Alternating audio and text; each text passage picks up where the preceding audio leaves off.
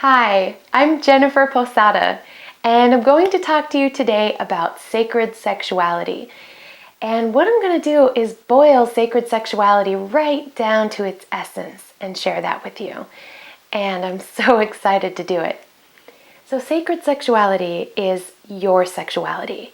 It's your sexuality as it is right now. It's your sexuality as it has been in your life in the past and as it will be in the future in all of its beautiful evolutions and changes. It doesn't matter if you are not only, gay, straight, bisexual, anywhere on the sexual preference spectrum. And of course, it doesn't matter if you're female, male, transgender, genderqueer, or anywhere on the gender spectrum. It also doesn't matter if you are single, married, involved in a relationship. It doesn't matter if you're in an open relationship or monogamous. It doesn't matter if you're celibate. It doesn't matter if you haven't had sex for so long, you're not sure how long ago it was, or if you've even lost the sense of what feels sexual to you. Your sexuality is still there, still whole, waiting, and absolutely sacred. So, no matter where you are with your orientation at this time and your circumstances, your sexuality is sacred. What is sexuality anyway then? Okay, well, it's apparently sacred. Well, here is one of the biggest and most important secrets that I and many others like me hope will not remain a secret for very long. And that is that sexuality is not sexuality as we know it. It's not just something that happens when you get naked. It's not just something that happens when your genitals get involved. It's not just something that happens in the bedroom or even in the back of a car. Sexuality is life force. It's what's animating me right now as I speak to you. It's what makes trees grow. It's what makes us yearn for anything. It's also what makes us be able to do simple items as we go through life, accomplish simple things. Sexuality is life force. We are made up of this life force, which is also love and which is also sexual energy, even if it doesn't always feel like overtly and obviously sexual energy. The bottom line is, if we're not turned on in life, whether it's an obvious turn on once again that, is genitally oriented or not, then we're turned off. And that's our power switch. If our power switch is turned off, of course we feel lethargic or tired, or as if things aren't working out in our lives the way we want them to. We don't feel passionate. We don't feel inspired. We aren't turned on.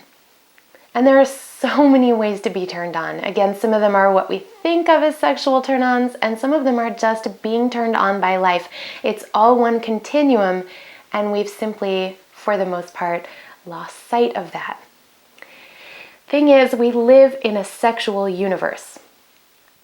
Long time ago, in what a lot of people call the void, which is the place of no things materially, but all things potentially. I like to call it the loving darkness, because for me it's love, pure love. Long time ago, that universe, the void, which had not yet, I guess, supposedly become the universe, fell in love with itself. And in that lovemaking with itself, all was created. That's why we're all born of love. We all are love. So everything about what fills us with life force and energy is that beautiful sacredness, is that love. And that's the most important thing we can know about sacred sexuality. It can help us to turn back on. It can help us to feel and experience our bodies again in a very real and very pleasurable way. So the heart and soul behind my sacred sexuality teachings, or a great part of the heart and soul, there's just so much, is that loving pleasure heals all. And the essence of true pleasure is love. So true pleasure is always loving pleasure. And when we can begin to allow ourselves to feel pleasure again, everything in our lives changes. It is the ultimate practice of self-love. So pleasure. Let's talk about pleasure for a minute. Why? Well, because we don't talk about it enough. It really has been relegated to an unimportant position in life. It's sort of like a bonus. We all know we want to have it, but we've been taught to not really trust it. And certainly not to put it first, because first is survival and success. And success is somehow separate from ending up with pleasure. Or we think that success is pleasure, but we're going to get there someday. You know, when everything falls into place. What we don't know is that everything is in place. We have just lost sight of that. And we can regain that experience through, and the experience of that knowing, through pleasure. When we are in pleasureful states, we are more in touch with our true self. We are more intuitive, more aware of the deep knowing inside of our souls. And when we are in touch in that way, we walk through this world in an entirely different manner. And what we can offer this world is radically different. But in addition to what we can offer the world, most importantly, it's how it changes how we experience our lives in the world. Because what we can offer the world is directly related to the level of joy we're feeling inside. So I'm making an offering to the world, and it comes directly from my joy.